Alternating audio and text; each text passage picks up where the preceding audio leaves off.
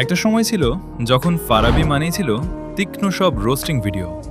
কিন্তু আপনারা কি খেয়াল করেছেন বর্তমানের ফারাবি আর আগের ফারাবির মধ্যে আকাশ পাতাল পার্থক্য।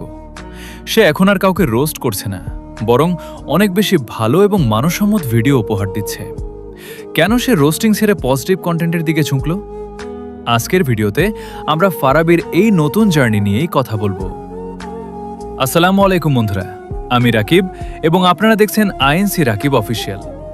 আমাদের প্রিয় কন্টেন্ট ক্রিয়েটর ফারাবির ভিডিওর ধরনে যে বিশাল পরিবর্তন এসেছে তা সত্যিই প্রশংসার দাবি রাখে। আজকের 3 মিনিটের ভিডিওতে আমরা দেখব কেন তার বর্তমান ভিডিওগুলো রোস্টিং না হয়েও আমাদের এত ভালো লাগছে। অনেকেই মনে করেন ভিউ পাওয়ার জন্য রোস্টিংই একমাত্র পথ, কিন্তু ফারাবি প্রমাণ করে দিয়েছে যে রোস্টিং ছাড়াও ভালো ভিডিও দিয়ে মানুষের মন জয় করা সম্ভব।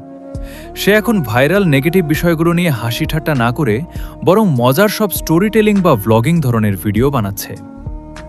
এই যে নিজেকে পরিবর্তন করা, এটি একজন ক্রিয়েটরের ম্যাচুরিটি বা পরিপক্কতার লক্ষণ। সে বুঝতে পেরেছে যে মানুষের মুখে হাসি ফোটানোর জন্য কাউকে ছোট করার প্রয়োজন নেই, বরং নিজের মেধা আর ভালো উপস্থাপনা দিয়েই দর্শকদের আটকে রাখা সম্ভব।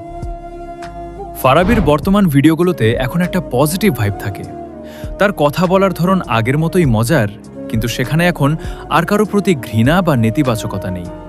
সে এখন সুস্থ বিনোদন বা ফ্যামিলি ফ্রেন্ডলি কন্টেন্টের দিকে বেশি গুরুত্ব দিচ্ছে। একজন ক্রিয়েটর যখন তার ভুলগুলো শুধরে নিয়ে বা সময়ের সাথে তাল মিলিয়ে নিজেকে আরও উন্নত করে, তখন তার প্রতি শ্রদ্ধা অনেক বেড়ে যায়। ফারাবির ক্ষেত্রেও ঠিক সেটাই হয়েছে। ফারাবির এই নতুন রূপ বা তার বর্তমানের ভালো ভিডিওগুলো আপনাদের কাছে কেমন লাগে? আপনারা কি তার আগের রোস্টিং মিস করেন, নাকি এই পজিটিভ ফারাবিকেই বেশি পছন্দ করেন? অবশ্যই কমেন্ট করে জানান। ভিডিওটি ভালো লাগলে একটি লাইক দিন এবং আমাদের চ্যানেলটি সাবস্ক্রাইব করে পাশে থাকুন।